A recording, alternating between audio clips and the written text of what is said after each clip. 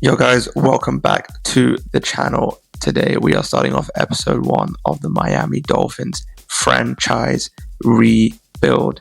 We will be starting from where we are currently in the season. So, today is Monday, 15th of December. So, we'll be starting in week 15 of the NFL season. The Dolphins will be playing the Steelers in a Monday Night Football game. But the reason I'm doing the Dolphins, as you guys probably know, I'm a big Dolphins fan. I love the Dolphins, and it pains me to see our team in the way that it is right now. We've got a lot of dead weight on a lot of dead cap space. Our salary cap isn't too healthy in terms of the players that are taking up the most of it. So I'm looking to rebuild that, rechange that. Choosing our coach type, I'm going with development wizard, the Dan Campbell archetype coach, I guess, because this is going to be heavily focused on drafting young players and building them up, and making our young players like Devon A-Chain into superstars. Coach name, got to go with Coach Adam Hoyt. If you know, you know. And we'll be sticking with the offensive and defensive playbooks for the Dolphins, just to keep a bit more realism. We will be playing, obviously, with one user, so no one else tries to hack into the league for whatever reason. We'll be playing on All Pro, and the quarter length for the games that I do play will be 15-minute quarter length, just so I can get more content for you guys. Be sure to come watch live on stream on Twitch, at twitch.tv/RafShaf. But yeah, anyways, here's the menu. Starting Miami Dolphins 6-7. Wahey against the Steelers 7-6. First things first, we are going to need to import a draft class, and we'll be importing the current draft class coming in. For some reason, you'll see later in a bit that there is there's a slight error with one of the players. Arch Manning is in the draft class, which obviously is not possible because he's a sophomore this year, and you would have to be a junior. So that's the only error I see. Yeah, I was a bit confused, but his stats look great. Obviously, QBs are on my mind this draft class. Gotta look forward, look past what we already have in Tua Tagovailoa. And Arch Manning is definitely a player that I'm heavily looking at. Great stats already coming into the league.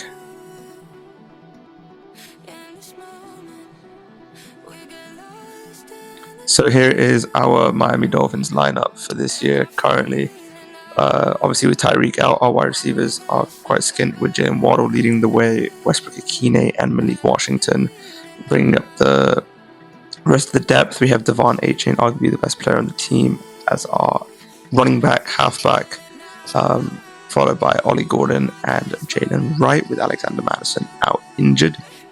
Tua Tagovailoa is taking the helm as our quarterback with a 75 rated rating to boast, which isn't too strong. Our offensive line isn't something to be too proud of as well, as you can see.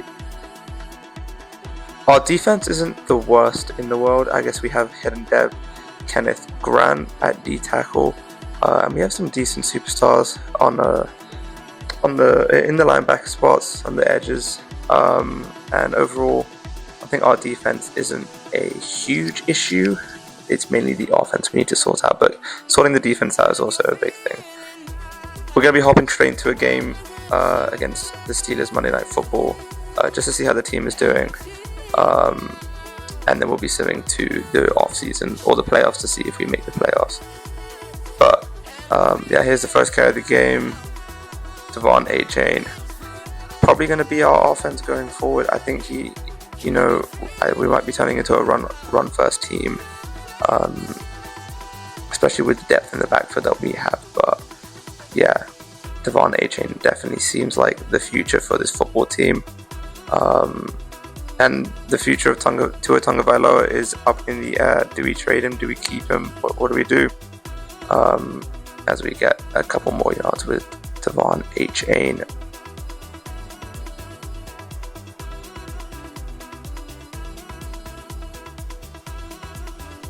3rd and 4 with Tua Tagovailoa. Takes a snap. Pressure comes off the edge, but he gets it to Westbrook-Ikine for the first down. And it's going to be the key thing. Can we get the ball out on time? Heavy pressure here off the play action, and Tua is hit as he throws, and it's intercepted immediately. 2 minutes into the first quarter, and Tua has already thrown a pick. Partly my fault, maybe I should have just taken the sack and not just the throw. But still, I guess fate is fate. Look at the way that ball comes out. TJ Watt gets to the quarterback and annihilates him.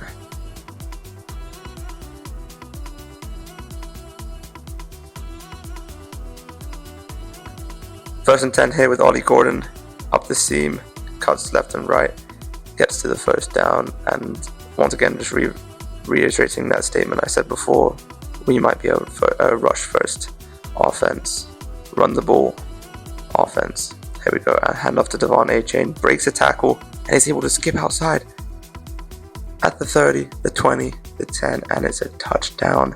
Devon Achane, I was like, hello, Sally on the stream. You know, so explosive, so dynamic. Here he is again, making defenders miss, looks silly, and he's off again to the races. 30, the 20, the 10, touchdown. I think it would be stupid to not build our offense around that man.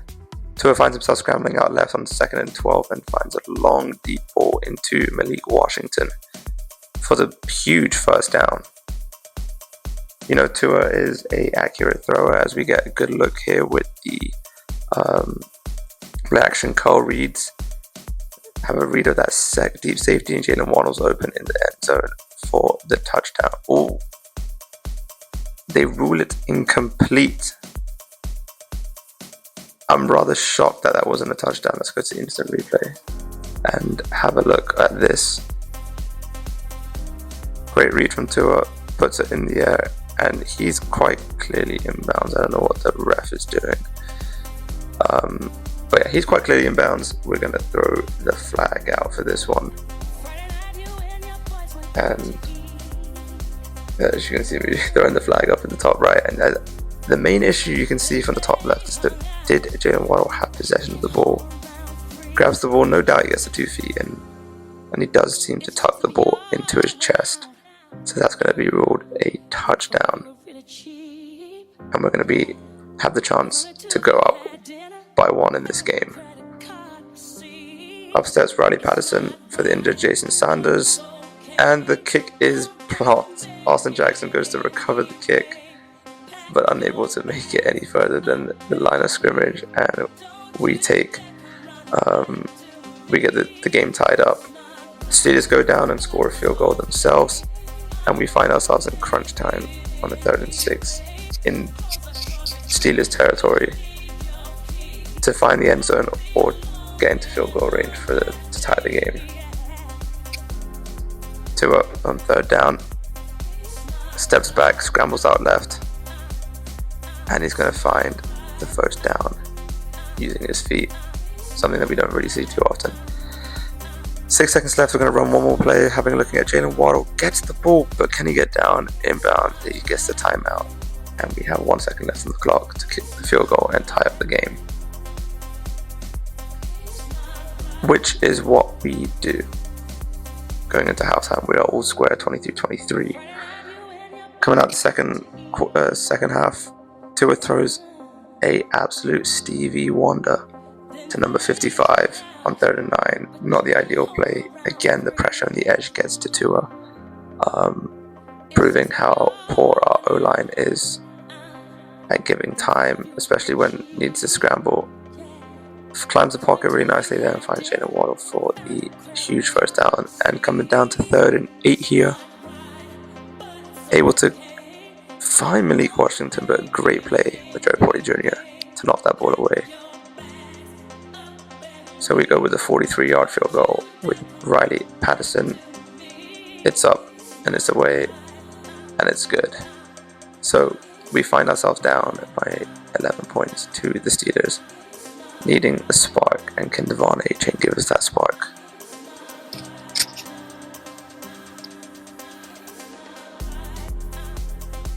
an inside zone rush here for Devon A-Chain. He's able to break free and get in for his third touchdown of the day. I wasn't joking when I said this guy is the future for this franchise and this rebuild. Going with a little play action here. Looking for potentially someone open. Darren Waller finds himself open in the end zone, gets the toe tap in, and that's another Miami Dolphins touchdown. Up by 4 now in this game, looking to ice it with 3 minutes 50 on the clock left. Jalen Wright takes the snap, scrambles out right, and gets into the end zone to surely ice the game for the Dolphins. We get into the field goal range right at the end of the game, kick the field goal to confirm the victory, 51-37.